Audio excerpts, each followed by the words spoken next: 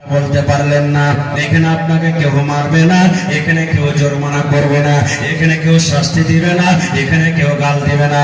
কিন্তু মুসলমান মরার পর কবরে যখন ফেরেশতারা বলবেন মা দিনুকা, ওই জায়গাতে যদি আপনি আমি প্রশ্নের উত্তর দিতে না পারি বন্ধুরে, ওই জায়গাতে যদি আমরা মুখখানটা বন্ধ করে রাখি, ফেরেশতারা যদি সওয়ালের জবাব সঠিকভাবে দিতে না পারে, ওরে সুবহানাল্লাহ, ওখানে কিন্তু ফেরেশতারা এমনি ছেড়ে দিবেন না।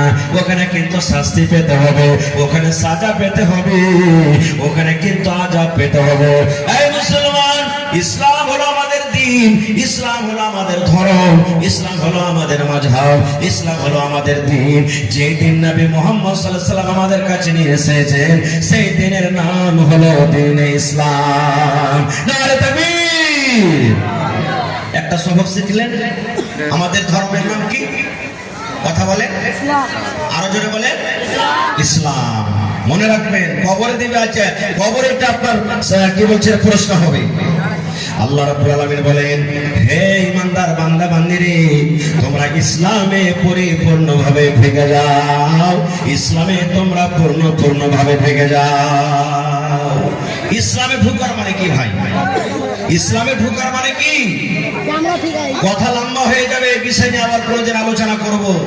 তবে ইসলাম একটা আমাদের দ্বীন। আল্লাহ বলছেন ঢুকে যাও। কিভাবে ঢুকো? পরিপূর্ণ হয়ে ঢুকো। আপনার একটা ঘর বানা আছে, ঘরে আপনি ঢুকছেন তো গোটায় ঢুকছেন না, হাত কাটাকে বাইরে রাখছেন? জোরে বলেন, জোরে বলেন নাকি ভাই? পা একখানা বাইরে রাখছেন আর একখানা পা বিছানে নিচ্ছেন, এরকম হচ্ছে না? গোটায় ঢুকছেন। আল্লাহ বলছেন, শোনো বান্দা, এরকম ইসলাম একটা এমন ধর্ম, গোটা তুমি ঢুকে যাও। এবার আপনাকে বলি, চাঁদ মার্কা লুঙ্গির দাম এখন কত? মোটামুটি 600-700 টাকা, মোটামুটি 700 টাকা। এবার চাঁদ মার্কা লুঙ্গি খুব দামি জিনিস, এখানটা পিনেছেন, আর 1 টাকা বাড়াবার একটু কিন্তু চাঁদ মার্কা লুঙ্গি এখানটা ফুটা হয়ে আছে, ছেদ হয়ে আছে। আর যেটার পিছন দিকে ইন্ডিয়া গেট আছে, মানুষের ইন্ডিয়া গেট আছে না এই পিছন দিকে, ওই সামনেখানে যদি ফুটা খানটা যদি পিনে থাকেন, তো আপনাকে খ্যাপা কইবে, আমাকে খ্যাপা কইবে না, হুঁশিয়ার কইবে? যারা বলে ওই লুঙ্গির কোনো দাম হলো? লুঙ্গির দাম হলো?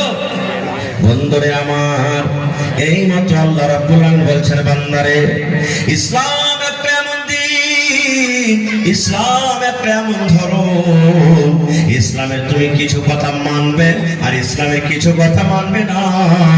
ইসলামের কিছু কথার পরে তুমি আমল করবে আর ইসলামের কিছু কথার পরে তুমি আমল করবে না, এরকম যেন না হয়।